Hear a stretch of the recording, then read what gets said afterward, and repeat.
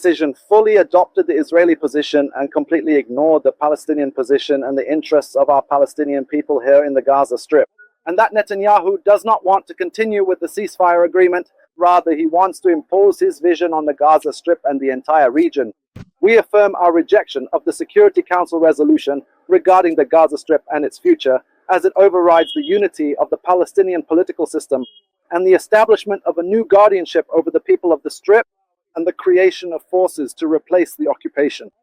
What is required is a stance and a decision from the Security Council regarding ending the war on the Gaza Strip, preventing the occupier from resuming this war, allowing the entry of aid, and providing a political path that leads to an independent Palestinian state.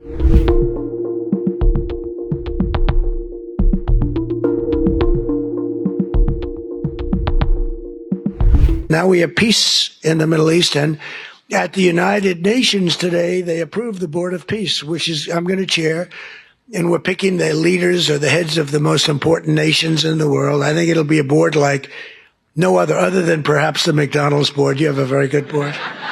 You actually have a very good board.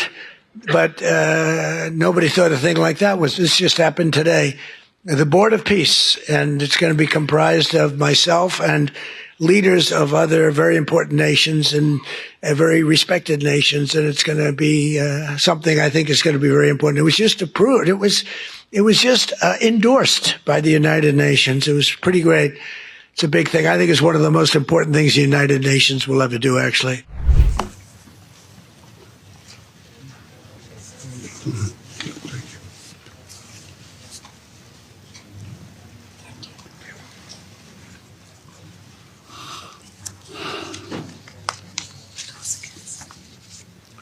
Those against?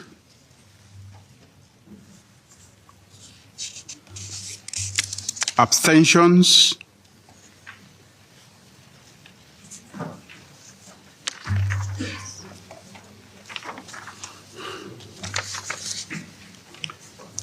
The result of the voting is as follows: 13 votes in favor, 0 votes against, 2 abstentions.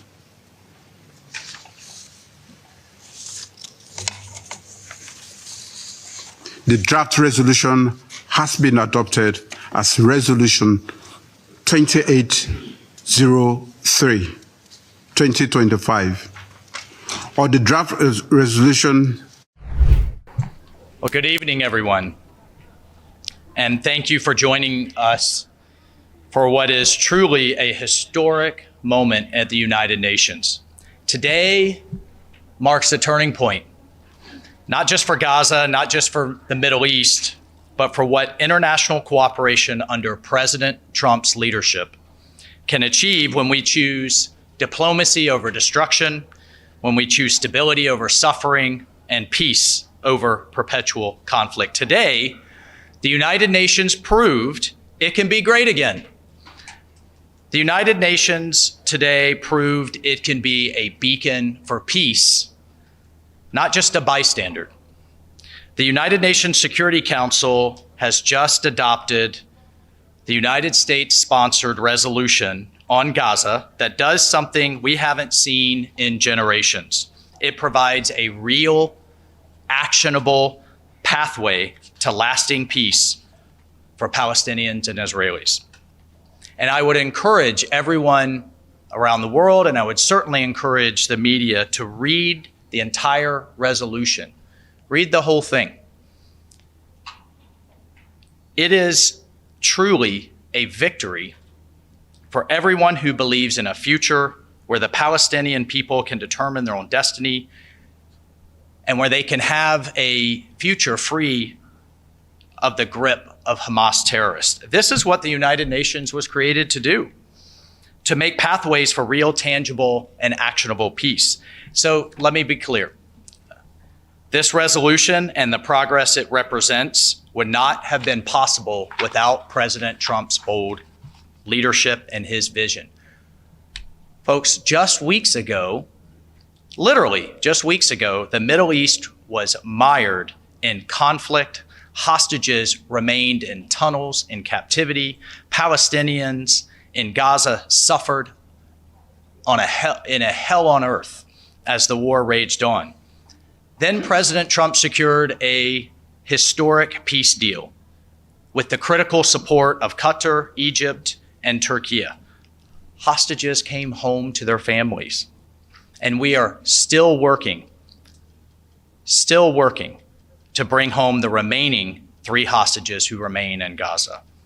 But we've also seen massive humanitarian aid begin flowing into Gaza, an average of 660 trucks per day since the ceasefire.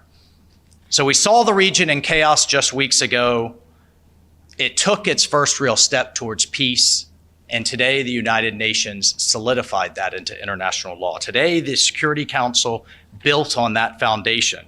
And I want to thank our partners and allies on the Council for their support, who stood with us in this moment, but particularly the support from our regional partners, from our Arab partners and the Muslim majority countries. It has been absolutely indispensable. I can't overemphasize it. The United States, Qatar, Egypt, the United Arab Emirates, the Kingdom of Saudi Arabia, Indonesia, Pakistan, Jordan, and Turkey stood together in support of this resolution and President Trump's plan. Then you had the endorsement from the gathering at Sharm el-Sheikh, where over 20 countries, over a dozen from Europe, including the European Union, supported this comprehensive approach and demonstrated that the region is ready for change. Folks, the region is tired of the same old talking points, the same old solutions that have never worked. The region is ready to break this cycle of violence. And what we saw here is once the Arabs, the Muslim majority nations, the Palestinian Authority, and Israel indicated that we could move forward with the plan laid forth in this resolution, we then turned to the Council and said, how could you stand against it? So what does the resolution actually do? I just want to take a moment to lay out a couple of key points. First, the Security Council has endorsed President Trump's historic 20-point comprehensive plan to end the Gaza conflict. It welcomes the establishment of the Board of Peace as a transitional administration for Gaza that will oversee and support a technocratic, apolitical Palestinian committee responsible for day-to-day government services. It underscores the critical importance of humanitarian assistance for the people of Gaza, and it authorizes an international stabilization force to stabilize the security environment in Gaza by ensuring the process of demilitarizing the Gaza Strip, including the destruction and prevention of rebuilding the military, terror, and offensive infrastructure. It also decommissions, it ensures the decommissioning from Hamas and its partners. All of this will allow for a Gaza Strip that is finally free of Hamas's terror and reign. This resolution represents the first real step in generations towards forging a lasting peace for Gaza, for Palestinians, for Israelis, and for the entire region. And I want to be clear, the United States made it clear. President Trump, Secretary Rubio, my good friend Jared Kushner, Special Envoy Witkoff, we all made it clear that a vote against this resolution was a vote to return to war. So thanks to our actions here today and President Trump's bold, clear-eyed leadership, a stable, a safe, and a prosperous future in the Middle East is now finally within reach. Thank you.